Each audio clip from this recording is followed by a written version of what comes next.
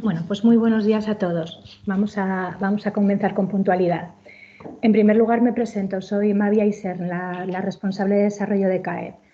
Antes de nada, esperar que estéis bien, lo mejor posible dentro de las circunstancias tan complicadas que estamos viviendo.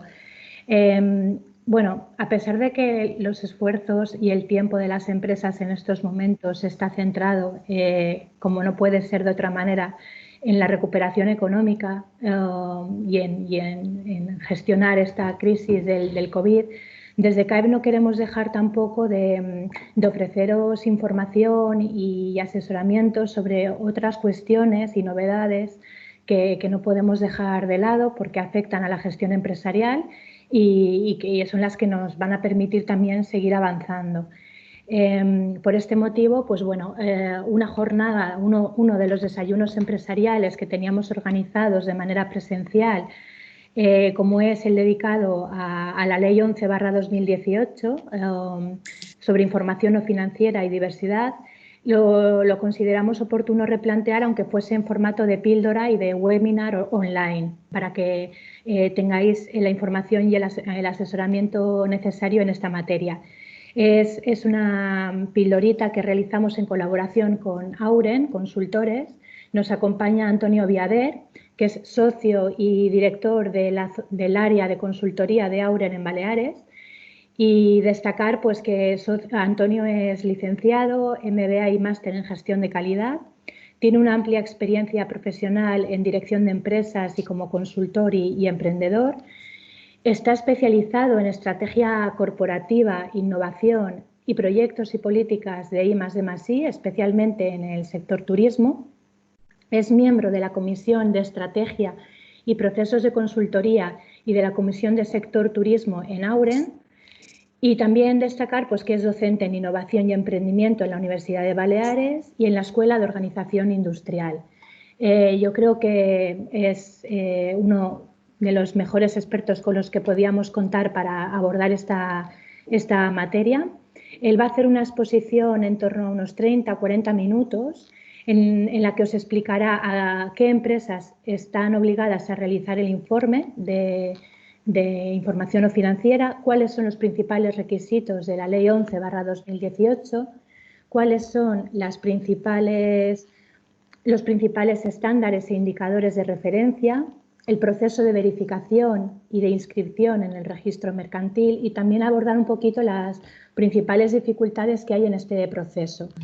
Después dedicaremos una media horita a coloquio, a que podáis plantear vuestras preguntas y vuestras consultas. Para eso podéis utilizar el chat que tenéis en el Microsoft Teams o bien, cuando llegue el momento, pues abrir vuestro propio micrófono y plantearlo a viva voz, ¿vale? De momento y el tiempo que intervenga Tony, sí que os pediría, por favor, que mantengáis los micrófonos silenciados para evitar interferencias y ruidos. Y ya por mi parte, nada más, daros las gracias por el interés en participar en esta sesión. Esperamos que resulte de vuestra utilidad. Ya os avanzo también que cuando finalicemos os enviaremos por correo electrónico no solo la presentación que va a realizar Tony, sino también la grabación del webinar, por si lo necesitáis volver a escuchar, y también alguna documentación de apoyo complementaria. Por mi parte, nada más, doy paso a Tony. Antonio, cuando quieras. Gracias. Muchísimas gracias a ti, Mavia, y gracias a CAEB por mantener este esfuerzo de continuar informando y asesorando a las empresas que, pues oye, lo que estamos pasando ahora es una coyuntura que tardará más o tardará menos en dejarnos salir de ella. Nadie sabe a qué normalidad volveremos o qué nueva normalidad tendremos, pero sí es muy importante, digamos, utilizar el tiempo que ahora tenemos para ir avanzando en lo que se puede. Y yo creo que este pues, es un excelente ejemplo. Así que gracias a CAEB, gracias a vosotros por asistir y espero que la sesión resulte interesante. Como decía Mavia, lo que abordaremos hoy es todo lo que tiene que ver con el estado de información no financiera como consecuencia de la entrada en vigor de la Ley 11/2018, y el plan de la sesión pues será un poco, bueno, yo normalmente siempre en estos webinars dedico 5 minutos a que nos presentemos los asistentes, pero viendo los que estáis apuntados, si hacemos esto vamos a dedicar la sesión entera a presentarnos, así que esta parte la vamos a obviar. Intentaré que la presentación dure más o menos, pues eso, 30-40 minutos y después las preguntas, pues en función del tiempo que tengáis disponibles, entramos en este debate o preguntas, intentando hacerlo lo más fructífero posible, ¿vale?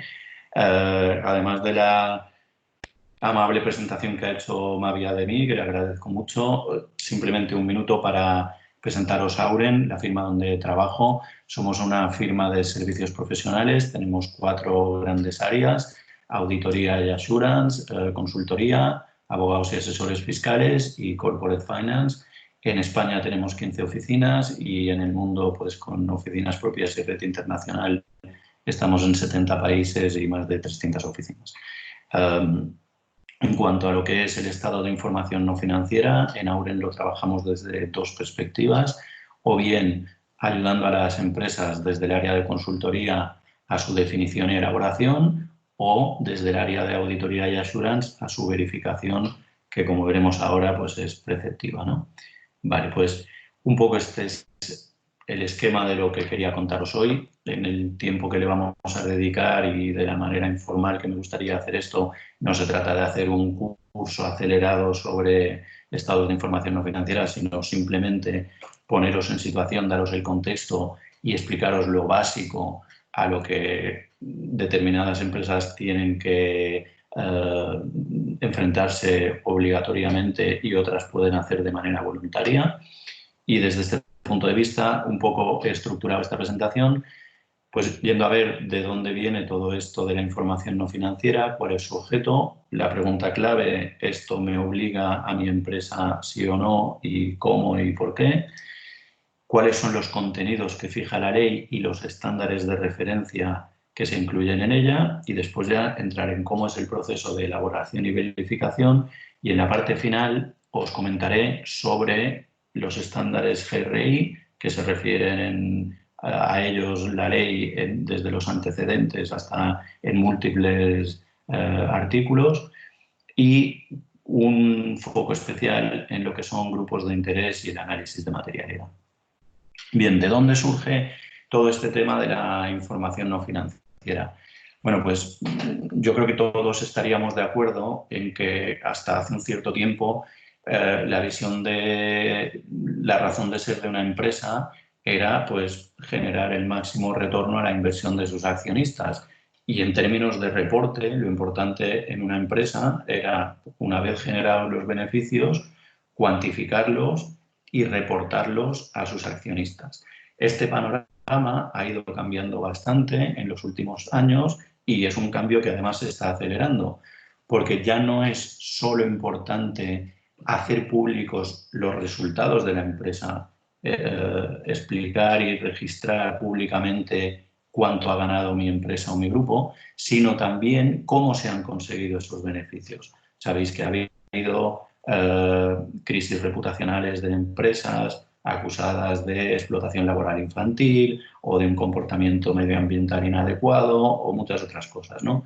Entonces estamos en un momento donde se está imponiendo de manera creciente como un valor la transparencia, y esto viene empujado por un contexto económico globalizado donde yo tengo relaciones económicas con empresas y grupos con los que quizás ni me haya sentado físicamente en mi vida ni los voy a conocer nunca, pero de los que necesito fiarme y por tanto necesito instrumentos que me demuestren la transparencia con la que se conducen esas empresas.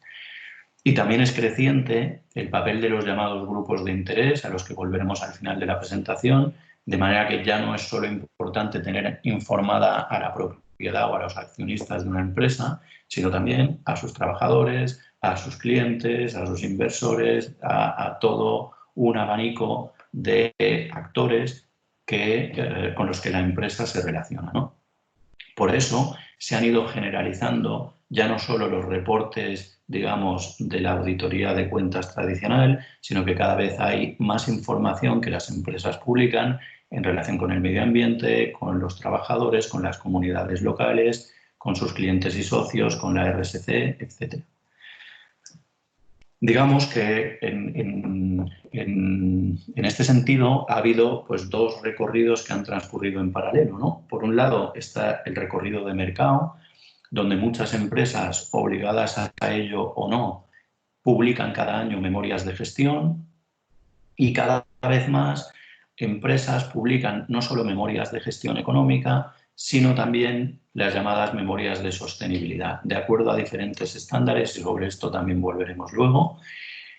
Y esta tendencia de mercado al reporte y a la transparencia, tanto en temas de gestión como en temas de sostenibilidad, a veces ha ido confluyendo en los denominados reportes integrados. En paralelo a lo que ha ido haciendo, digamos, el mercado por sí mismo, hay un recorrido legal cuyos principales hitos yo diría que son estos dos. Por un lado, la Directiva 2014/95 de la Unión Europea sobre divulgación de información no financiera y diversidad, dirigida a entidades de interés público con más de 500 empleados, y su transposición al ordenamiento jurídico español con la Ley 11/2018, que es la que nos trae hoy aquí, ¿vale? Antes de entrar en las obligaciones legales y el estado de información no financiera emanado de la Ley 11/2018, dejadme por favor poneros este ejemplo sobre una empresa de moda textil americana muy conocida que evidentemente no está obligada por la Ley 11/2018, pero que acaba de sacar al mercado esto. Esto es una app que con el smartphone que todos tenemos escanea cualquiera de sus prendas y me dice en tiempo real de todos sus componentes la trazabilidad completa de los materiales, los fabricantes y los distribuidores que han intervenido en cada uno de los componentes de esa prenda. Evidentemente, Ralph Lauren no hace esto por una obligación legal, lo hace por una cuestión de posicionamiento de marca. Es un driver de mercado donde lo que ellos quieren decir es: somos una empresa totalmente transparente, responsable ambientalmente, responsable socialmente, y esta es la demostración. Y de paso, te dejo saber si el polo que te has comprado es auténtico o es falsificado, ¿vale? Simplemente este apunte y ahora ya vamos por la vía de la ley y de a lo que nos obliga. Bien, evidentemente la primera pregunta que ustedes estarán haciendo es: ¿yo estoy obligado a la elaboración del estado de información no financiera o no? Pues la primera pregunta que debo hacerme es: ¿mi sociedad, o en su caso el grupo al que pertenece mi sociedad, tiene más de 500 trabajadores? Si no es así, no estoy obligado a la elaboración del EINF. De todas maneras, aunque ese sea el caso, por favor no se vayan porque quizás les interese lo que viene a continuación. Bueno, si sí tengo más de 500 trabajadores, la siguiente pregunta es: ¿mi sociedad o mi grupo es una entidad de interés público de acuerdo a los criterios del artículo 3.5 de la Ley de Auditoría de Cuentas? Es decir, es una sociedad, una entidad financiera, una aseguradora, está en el mercado alternativo bursátil. Bueno, si tengo más de 500 y soy entidad de interés público, directamente tengo que elaborar y presentar el EINF, el estado de información no financiera. Si no soy una entidad de interés público, como supongo es el caso de prácticamente todos ustedes, entonces lo que tengo que ver es si de estas tres características en 2 ejercicios anteriores cerrados he cumplido 2 de las 3. Y las 3 condiciones son más de 20 millones de euros en el activo, más de 40 millones de importe neto de cifra de negocio o más de 250 trabajadores como plantilla promedio. Si ahora tengo más de 500 y en 2 ejercicios anteriores cerrados he cumplido 2 de estas 3 condiciones, entonces sí estoy obligado a la elaboración y presentación del estado de información no financiera. Y cuidado, porque la ley tiene una disposición transitoria que dice que a los 3 años, la ley se aprobó el 27 de diciembre de 2018, es decir, que Para las cuentas anuales de 2021, porque la ley obliga con retroactividad al ejercicio cerrado, para las cuentas anuales de 2021, que se formularán y cerrarán en 2022, esta obligación de presentar el EINF se extiende a sociedades y grupos que tengan más de 250 empleados. Es decir, en el primer cuadrito de decisión de arriba del todo, donde ahora tengo un 500, en las cuentas de 2021 pasaré a tener un 250. Y aquí sí que ya entra un número muy considerable de empresas y de grupos en España. Por tanto, digamos que el alcance de empresas afectadas por la aplicación de la ley es mucho mayor. La ley es también muy profusa en explicar casos especiales para empresas o grupos de nueva constitución o casos de dispensa o casos de cese en la obligación, porque ¿qué ocurre cuando yo cumplía estas condiciones pero he dejado de cumplirlas? La ley establece todo eso, aunque no vamos a entrar en el detalle. Sí comentarles que los casos de dispensa hay que analizarlos uno a uno y son bastante complejos porque en general están enfocados a si la empresa forma parte de un grupo y el grupo ya elabora un reporte de información no financiera, pero entonces hay que analizar muy bien si la cabecera de grupo que elabora el informe pertenece a un Estado miembro de la Unión Europea o no, y siendo el caso de que perteneciera, si el informe no financiero que elabora esa cabecera de grupo cumple con todos los requisitos de la Ley 11/2018, porque si no, habría que adaptarlos. En nuestra experiencia en general, pues por ejemplo, una gran cadena hotelera participada por un tour operador alemán, lo estuvimos analizando y al final era más sencillo elaborar el estado de información no financiera propio que adherirse al alemán y adaptarlo. Eso habría que analizar caso a caso. Vale. ¿Qué dice concretamente la Ley 11/2018 sobre qué es el estado de información no financiera? Pues dice que deberá incluir la información necesaria para comprender la evolución, resultados y situación del grupo y su impacto respecto de, como mínimo, cuestiones ambientales, sociales, respeto a los derechos humanos, lucha contra la corrupción y el soborno, cuestiones relativas al personal, principio de igualdad de trato y de oportunidades entre hombres y mujeres, no discriminación y de personas con discapacidad y accesibilidad universal. Y después, a lo largo del articulado, va explicando un poco más qué cosas, qué contenidos obligatorios debe contener el estado de información no financiera. Y allí nos habla de que debo hablar de cuál es mi modelo de negocio, es decir, cómo la sociedad o el grupo entrega valor al mercado y captura valor del mercado, cuál es mi modelo.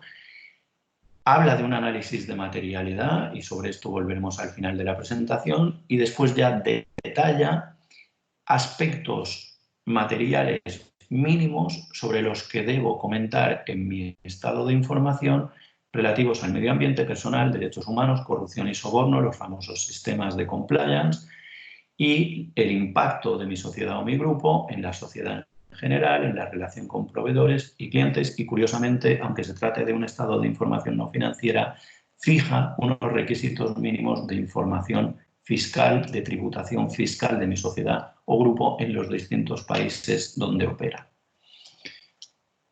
Desglosa aún más en su articulado qué cuestiones deben informarse en cada uno de estos capítulos y yo querría aquí simplemente hacer un inciso en la parte general. Cuando habla del modelo de negocio, dice también que yo debo reportar sobre qué políticas aplico en mi empresa o en mi grupo a todas estas cuestiones, pues si tengo una política de calidad ambiental, si tengo planes de igualdad, si tengo políticas de salud y seguridad, políticas de compliance, etc. Pero no solo puedo limitar mi reporte a las políticas y los compromisos, digamos, estratégicos, sino que tengo que explicitar cuáles son los resultados de esas políticas y también explicar cuáles son los riesgos previstos relacionados con todas estas materias. Y para ello tendré que utilizar indicadores clave, indicadores cualitativos y cuantitativos, ¿vale? Un inciso aquí, recientemente se hizo público un informe sobre los estados de información no financiera de las 35 empresas cotizadas en el IBEX, y una de las conclusiones a las que llegaba era que el reporte en políticas de todas ellas era muy profuso, el reporte en resultados e indicadores era también muy completo. Ellos establecen un ranking de la 1 a la 35 y explican por qué cada una está ocupando esa posición en el ranking. Y donde decía este informe de análisis de los estados de información no financiera de las cotizadas que había más recorrido de mejora, era en la explicación de riesgos y contingencias relativos a estas otras materias que debe contener el EINF. Y eso es lógico porque a la hora de evaluar riesgos y contingencias estoy dando una información muy estratégica y ahí es razonable que las empresas, por muy transparentes que quieran ser, pues vamos a decir que tengan sus cautelas, ¿no? No vamos a ir sobre todos estos contenidos, como ustedes tendrán en la presentación, lo podrán ver ahí, pero eso es en alto nivel sobre, como mínimo, el tipo de información que el estado de información no financiera nos pide que elaboremos. ¿De acuerdo? ¿Y cómo hago todo esto? Bueno, pues aquí digamos que empezaría la crítica a la ley. Digamos que esta ley, como todas, tiene partidarios, detractores, gente que ha reaccionado, digamos, de una manera muy crítica a ella y gente que es un poco más fan. En general hay más detractores que aficionados. Desde mi punto de vista, la ley tiene sus virtualidades y una de ellas es que, bueno, pues al final empuja desde la vía del cumplimiento legal una tendencia de mercado que de todas maneras va a llegar y la ley, pues vamos a suponer que acelerará un cambio que de todas maneras era imparable, ¿no? Más allá de esto, yo creo que los dos aspectos más criticables de esta ley son, por un lado, su retroactividad. Piensen que una ley que salió en diciembre de 2018 obligó al cierre de cuentas de 2018, con lo cual las empresas tuvieron que hacer para el cierre de cuentas en 2019 un esfuerzo enorme, porque el estado de información no financiera es muy profuso. Y mi otra crítica personal al articulado de la ley es de la manera en que enfoca la estandarización de estos reportes. La ley no te dice cómo lo tienes que hacer, la ley te dice que te puedes inspirar, es decir, te dice que debes basarte en marcos nacionales e internacionales y luego te dice que puedes utilizar todos estos estándares de referencia que no repasaremos y a lo largo de muchos artículos incide en los estándares GRI que luego comentaremos, ¿vale? Claro, cuando la opción de reporte es tan abierta, las memorias o los estados de información que se generan son, por decirlo con corrección política, muy heterogéneos. Mucha gente habla directamente de memorias Frankenstein, porque al final cada uno escribe más o menos lo que puede y organizado como quiere y de la manera que mejor sabe, ¿no? Lo cual hace, entre otras cosas, muy difícil el ejercicio de verificación. ¿Cuáles son los pasos que debo acometer si mi empresa o mi grupo está obligado o va a estar obligado a la presentación de este estado de información no financiera? Bueno, pues la primera de ellas es elaborarlo, pero ahí no he terminado. Una vez lo haya elaborado, la ley dice que ese estado de información no financiera deberá ser verificado, ahora veremos cómo, y una vez disponga del informe de verificación externa, este EINF debe ser llevado o bien como parte del informe de gestión o bien como anexo al informe de gestión de las cuentas auditadas a aprobación en Junta de Accionistas, firma por el órgano de gobierno de la sociedad o el grupo e incorporado para su inscripción en el registro. Después veremos los requisitos de manera más detallada. Vamos con lo primero, la elaboración del EINF. ¿Cómo hago esto? Pues desde mi punto de vista, yo les sugeriría abordarlo de esta manera. Primero, decidir qué modelo de reporte quiero seguir. ¿Quiero seguir un modelo de reporte exhaustivo o, por el contrario, lo más limitado posible? ¿Quiero informar particularmente sobre determinados aspectos y no tanto sobre otros porque no dispongo de la información o porque estratégicamente hay cosas donde me quiero limitar al cumplimiento legal pero no ir más allá? Al final hay que decidir de qué manera voy a estructurar el reporte y qué formato le quiero dar. Hay empresas que utilizan el estado de información no financiera como una herramienta de visualización y marketing corporativo. Hay empresas que simplemente lo utilizan como un documento que acompaña a la inscripción de cuentas. Cuando tenga eso claro, debería seleccionar una serie de indicadores cualitativos sobre el modelo de negocio, mis políticas, mi análisis de riesgos, etcétera, y toda una serie de indicadores cuantitativos o KPIs, Key Performance Indicators, sobre los distintos aspectos que recoge la ley, ambientales, sociales, de corrupción, etcétera. Una vez tenga hecho eso, deberé determinar de todos estos cuáles son materiales y cuáles no. Hablaremos más sobre la materialidad más adelante, pero lo que quiere decir esto es que debo determinar cuáles son importantes para ser reportados en el EINF y cuáles no necesariamente deben estar ahí. Cuando esto esté claro, lo siguiente que tengo que hacer es capturar los datos para informar esos indicadores cualitativos y cuantitativos. Y aquí me van a permitir comentarles que este proceso, desde la experiencia, es particularmente complejo, tanto si su empresa, sobre todo si su empresa o su grupo está distribuido internacionalmente.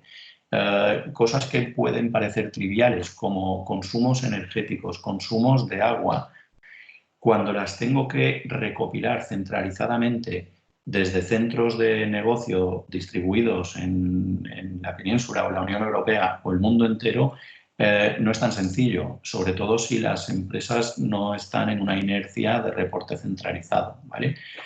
Así que nuestra recomendación es, cuando se tengan que poner a ello, planifíquenlo con tiempo y anticípense, porque no es nada sencillo. Ya no les digo cuando no se trata de recopilar datos que son teóricamente muy accesibles a través de la factura de un proveedor de energía o de agua, sino que es pues, el cálculo de emisiones o indicadores más complejos, ¿no? Vamos a suponer que yo ya tengo todos esos datos cualitativos y cuantitativos, pues lo siguiente es redactar los textos y las tablas que incluiré en mi estado de información no financiera, y nuestra recomendación es referenciar cada uno de esos indicadores a los distintos estándares contemplados en la ley y en los cuales me he basado para el reporte de ese indicador y al articulado de la ley 11/2008, de manera que yo diga: esto que reporto aquí se corresponde con lo que la ley recoge en este artículo y con el indicador GRI o del tipo que sea, tal. Una vez he conseguido elaborar mi estado de información no financiera, como les decía, la ley dice que dicho estado deberá ser obligatoriamente verificado por un prestador independiente de servicios de verificación con criterios de relevancia, integridad, fiabilidad, neutralidad y comprensibilidad. Y aquí otra crítica personal a la ley. Bueno, pues con esta definición el verificador puede ser un auditor ROAC o puede ser, en fin, no está claramente definido en la ley el perfil del verificador, y eso yo creo que es también una de las debilidades que tiene.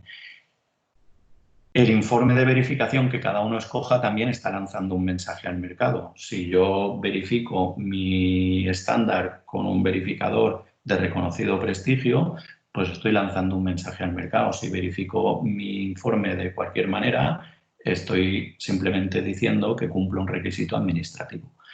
Vale, el verificador, ¿qué debe hacer? Bueno, pues antes de verificar, recibir la carta de encargo de la sociedad obligada por la ley a realizar y presentar el EINF, y en el proceso de verificación utilizar todos los métodos previstos en la ley y en las distintas guías de verificación para asegurarse a través de comprobaciones documentales, comprobaciones in situ, entrevistas con directivos y empleados de la empresa, verificación de la materialidad y verificación de los indicadores de referencia, que el estado de información no financiera está bien construido, es veraz y es confiable y los datos han sido chequeados. Una vez que todo esto se ha trabajado, el verificador elabora un borrador de informe, el cliente remite una carta de manifestaciones, adopta el informe de verificación definitivo, lo adjunta a su estado de información no financiera y se firma por el órgano de gobierno en la aprobación de cuentas como un punto separado del orden del día. Perdón, porque ahora no sé por qué. Vale. Y finalmente también decirles que la Ley 11/2018 introduce también la obligatoriedad de publicidad no solo mediante inscripción en el registro mercantil, como es el caso de las cuentas anuales, sino que para el caso específico del EINF obliga a que éste sea puesto a disposición del público de forma gratuita dentro de los 6 meses posteriores a la finalización del año financiero y por un periodo de 5 años, debiendo ser fácilmente accesible en el sitio web de la sociedad, ¿vale? Este, digamos que es un requisito de publicidad extra que lo que dice es, a mí no me vale con que usted haga público su estado de información no financiera en el registro mercantil, pues porque hay mucha gente que no va a buscar información al registro mercantil. En cambio, sí hay mucha gente, muchos grupos de interés que entran en la web de su empresa a mirar qué es lo que hacen y deberían ver ahí su estado de información no financiera. También es verdad que la ley no especifica qué se entiende por el sitio web de la sociedad. Pues nosotros hemos tenido clientes que me decían, bueno, es que el que está obligado a hacer el estado de información no financiero es el cabecera de grupo, que en este caso es una holding, que no tiene página web. Las que tienen página web son las sociedades que operan por debajo y no sé en cuál de ellas tengo que poner el informe, por ejemplo.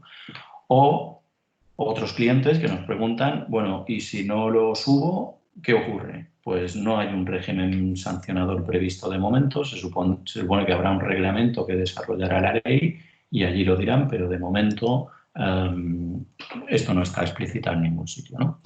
Como resumen, aquí tienen lo que las sociedades y grupos que estén obligados, de acuerdo a los criterios que hemos comentado al principio de todo, deberían hacer, ¿vale? Elaborarlo e incluirlo en el informe de gestión o bien como informe por separado. Si se opta por el informe separado, es obligado que se indique en el informe de gestión que este informe de estado de información no financiera se incluye por separado y forma parte del mismo. La información que se incluye cumple con los requisitos de la ley y se somete a los mismos criterios de aprobación, depósito y publicación que el informe de gestión de cuentas. El EINF, igual que el informe de gestión, deberá ser firmado por todos los administradores que responden de la veracidad del mismo y si alguno de los administradores no lo puede firmar, se deberá señalar explícitamente con mención de la causa. Se tratará de la aprobación del EINF como punto del orden del día separado en la Junta General de Accionistas y, como ya hemos dicho, es obligatoria la publicación no solo en registro, sino también en la página web. Bien, y para ir terminando, comentar ahora brevemente sobre los estándares GRI a los que se refiere la Ley 11/2018 repetidamente. Bueno, los estándares del Global Reporting Institute son, digamos que, por un lado, una metodología de reporte de información no financiera y, por otro lado, un set de estándares con contenidos temáticos en materias económicas, ambientales, sociales y, digamos, de carácter no financiero de otro tipo. Están estructurados así. Primero hay unos estándares que me hablan sobre cómo debo informar, cuál debe ser el enfoque de gestión de cada tema, cómo debo aportar información no solo sobre mi organización, sino también sobre el entorno, sobre el contexto en el que mi organización opera, y después ya va desarrollando los distintos estándares temáticos. Les pongo aquí un ejemplo de un estándar temático ambiental, en este caso el estándar GRI 305 emisiones. 2016 es el año de aprobación de la versión del estándar, y este estándar en concreto, el de emisiones, se abre en 7 contenidos temáticos.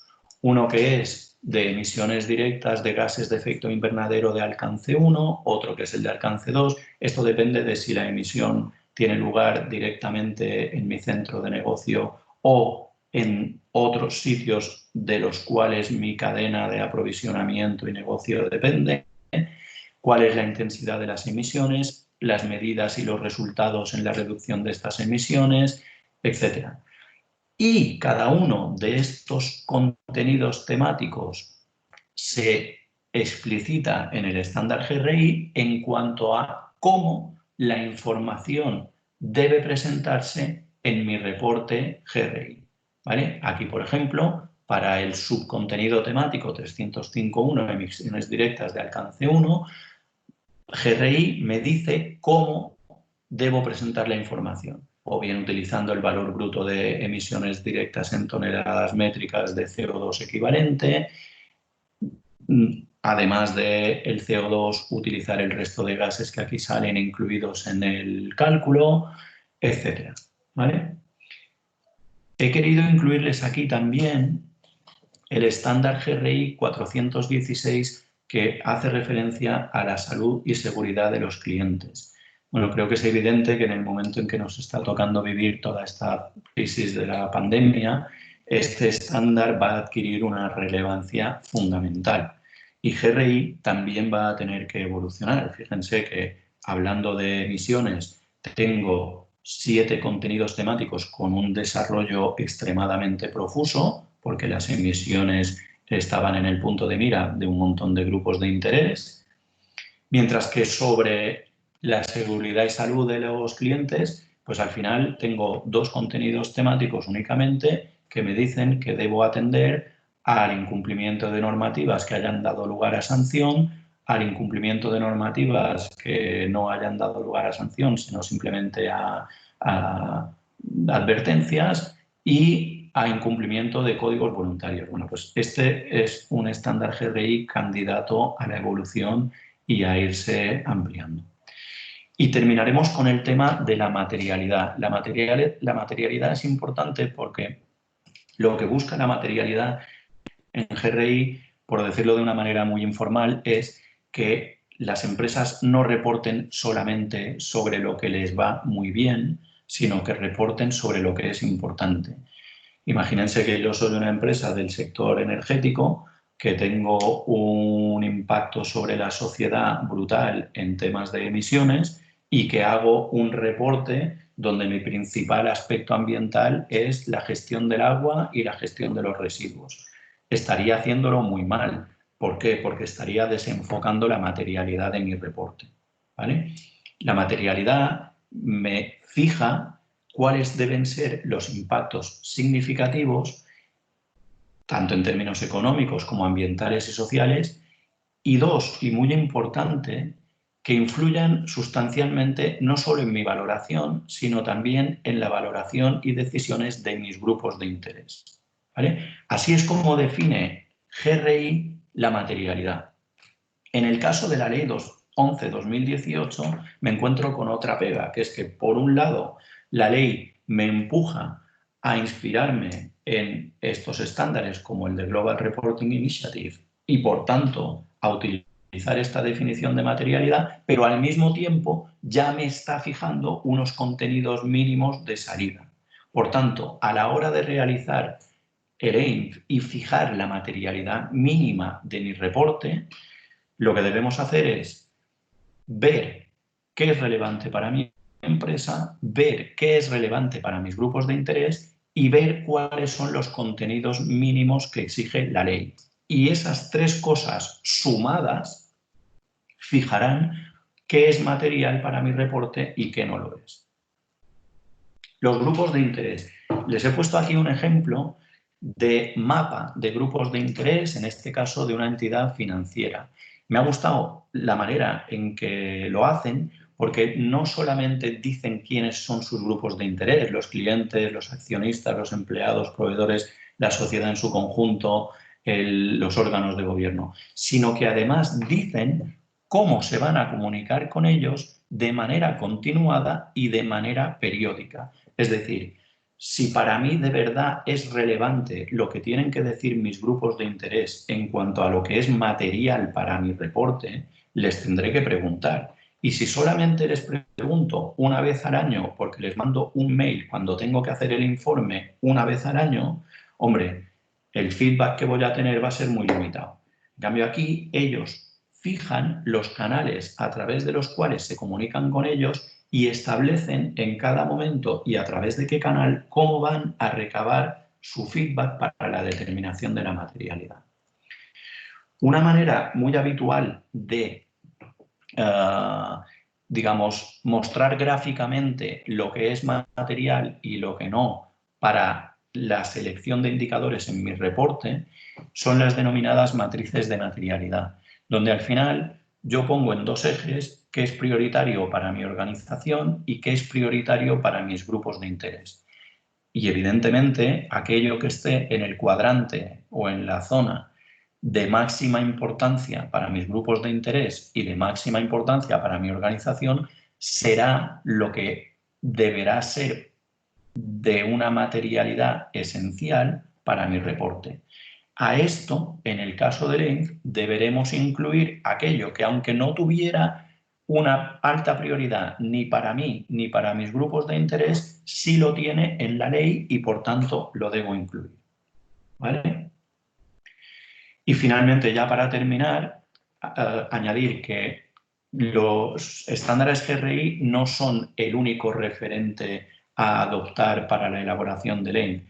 La ley lo reitera en innumerables ocasiones, pero hace también referencia a otros estándares y a otros indicadores. Uno de ellos son los Objetivos de Desarrollo Sostenible, que yo creo que ya la mayoría de ustedes conocen, y además creo que son particularmente pertinentes hoy porque CAEB organizó una jornada muy interesante de presentación de esta guía para pymes, donde hay una explicación muy, digamos, amena de cómo elaborar el reporte relacionando la actividad para pymes con los objetivos de desarrollo sostenible. Y yo también les recomendaría, en el caso de que ustedes estén en el sector turístico, que en Baleares pues, hay muchas probabilidades, ya sea directa o indirectamente, que se descarguen también este decálogo para la acción empresarial del sector turístico en clave ODS. Yo creo que esa es también una manera muy interesante de completar el estado de información no financiera. Les dejo también aquí en la presentación un pequeño checklist de las cosas que yo recomendaría que hicieran, es decir, las preguntas deberían ser, bueno, ¿me aplica la ley para este ejercicio o para el siguiente? Porque si es así, tengo que empezar a actuar rápidamente. Además del cumplimiento legal, esto creo que puede añadir valor a mi empresa o no, porque eso me ayudará a escoger en la siguiente pregunta el modelo de reporte que voy a elaborar. Tengo identificados y mapeados a mis grupos de interés y la manera en que me voy a comunicar con ellos a este efecto. Tengo claro cómo hacer la determinación de la materialidad. Muy importante, tengo en casa los recursos humanos, informáticos, de sistemas de información necesarios para completar este informe, sí o no. Tengo claro quién va a hacer qué y cuándo. Evítense el estrés de las últimas horas y tal, porque puede ser un ejercicio bastante agónico. Tengo ya planificada la verificación externa del informe y lo tengo sincronizado con la aprobación y presentación de cuentas. Y si todo eso son síes, pues cuando empiezo, ¿vale? Pasaremos ahora, si les parece, a la parte de preguntas y comentarios. Y aquí tendrán mis datos de contacto que para cualquier consulta que puedan tener estarán también a su disposición. Así que, Mavia, si te parece, yo dejo de compartir la presentación. Muy bien, Tony, muchísimas gracias. Ha sido una exposición clarísima, concreta y la verdad que muy pedagógica. Yo creo que habrás dado una visión muy clara y a nivel global de lo que supone este informe. De momento no hay preguntas en el chat, os invitamos a que las trasladéis por allí o si lo preferís podéis activar vuestro micrófono sin problema y plantearle la pregunta a Tony que deseéis. Como decía Tony y como os hemos comentado al principio de la sesión, os enviaremos la presentación que él ha hecho junto con los enlaces a estas dos guías que él ha presentado ahora de los ODS, ¿vale? Porque os puede servir bastante. Tony, lo que comentabas, no solo ahora las empresas a las que ya resulta de aplicación, sino las de 250 trabajadores, ¿no? A partir de 250 para 2021. Para las cuentas de 2021 ya será de aplicación. Es Y yo decir, lo ahí, tendrán que preparar ahora, empezar a preparar. El tema es el siguiente. Nosotros hemos tenido la experiencia tanto de la elaboración como de la verificación de estados de información no financiera para grandes empresas de más de 500 trabajadores que en principio tienen recursos, sistemas de información centralizados para capturar datos de una manera relativamente ágil y mucha inversión hecha en tecnología, en bases de datos, etcétera. Y aún así, os aseguro que no ha sido para ellos un ejercicio sencillo en absoluto, porque pues cuando tú tienes que recopilar información de hoteles o de centros de trabajo en distintos países del mundo y tienes que preguntar información sobre indicadores de consumos o de gestión, la gente interpreta. Bueno, de hecho, con nuestros clientes nosotros lo que hemos acabado haciendo ha sido una guía de interpretación del indicador para que cada persona de los distintos sitios que va a tener que reportar los datos pueda guiarse de una manera muy sencilla sobre, no, esto no me lo tienes que dar en kilovatios hora, o no me lo tienes que dar en dólares, o no me lo tienes, sino que me lo tienes que dar en esta unidad. Si aquí la facturita te pone esto, no mires esto, mira esto otro. Tienes que llegar a estos extremos, porque si no, lo que te pasa es que los informes son absolutamente incoherentes. Claro, la preocupación en el sector es, si esto ha sido tan difícil para las grandes, cuando empiecen a entrar empresas de 250 trabajadores con una facturación de más de 40 millones de euros, pues hay bastantes en España. Y no todas están en una inercia de reporte tan grande como estaban las de más de 500, ni tan preparadas para ello. Entonces, ya sabemos que ahora es un momento muy especial donde la gente tiene las prioridades que tiene y es razonable, pero el mensaje sería, no lo perdáis de vista porque esto no es una cosa que te puedas poner para hacerlo el mes que viene y empezar de cero. Ese es un mensaje importante.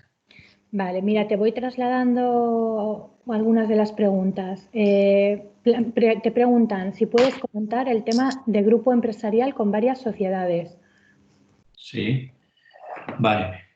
Lo que obliga la ley es a que el estado de información no financiera sea consolidado. Es decir, si hay varias sociedades en un grupo que consolidan, quien está obligado a presentar el estado de información no financiera es la que consolida, no cada una de las que está debajo. ¿De acuerdo? Cada una de las que está debajo aportará información y sumará en los indicadores, pero únicamente presentará el EINF la que consolida cuentas de las que tiene por debajo. Ya decía antes que aquí también hay una casuística muy profusa en cuanto si consolidas con una empresa de un grupo extranjero o estás participado, no sé qué, pero digamos, el esquema sencillo es o bien esto me afecta a mí directamente como sociedad porque yo solo ya salto los topes de 250 y facturación o activo en el balance, o yo solo no llego a esos topes, pero en el grupo, consolidando, sí que los supero. Vale. Ventajas e inconvenientes de externalizar la realización del informe.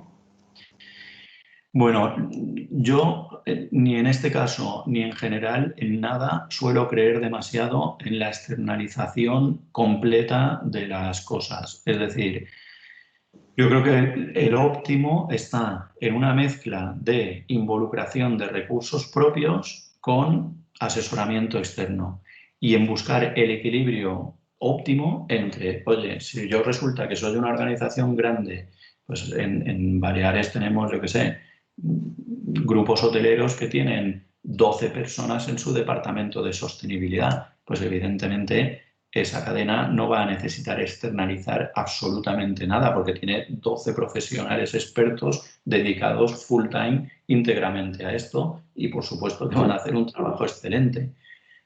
Lo que no funciona es decir, mira, yo en mi casa no tengo a nadie que se dedique a la sostenibilidad, contrato a alguien y que me lo haga todo.